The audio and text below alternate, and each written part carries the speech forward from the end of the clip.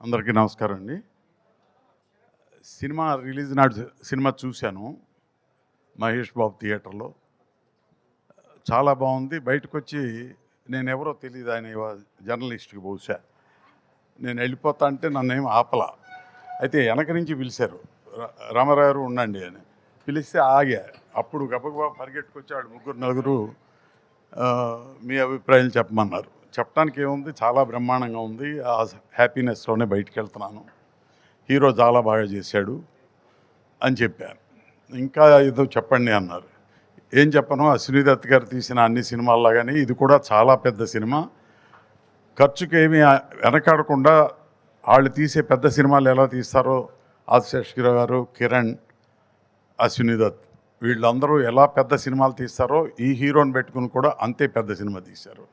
Cinema కూడా డెఫినెట్గా అంతే పెద్ద హిట్ అవుతుందని నమ్మకంగానే ఉన్నా. జయకృష్ణ పర్టికులర్గా ఒట్టి కృష్ణో జై కృష్ణో తెలియదు, కానీ జయకృష్ణ వండర్ఫుల్గా చేశాడు.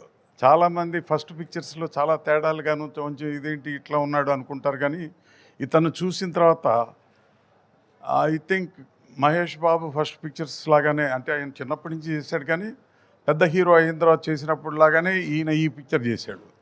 బహుశా ఆ కాన్ఫిడెన్స్తోనే అంత ఖర్చు పెట్టినట్టున్నారు.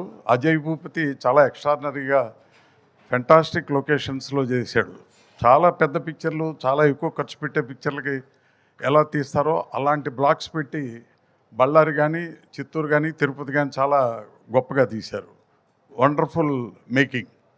దానికి తగినట్టుగానే హీరో కూడా ఫైట్లో కానీ, సాంగ్స్లో కానీ, పర్టికులర్గా emotional scenes, last climax scenes అప్పుడు కానీ, లాస్ట్లో అమ్మాయి రియలైజేషన్ అప్పుడు కానీ చాలా వండర్ఫుల్గా చేశాడు. చాలా బాగుంది, ఎమోషనల్గా ఉంది సినిమా చూస్తున్నంతసేపు. So all the best Jayakrishna. God bless you.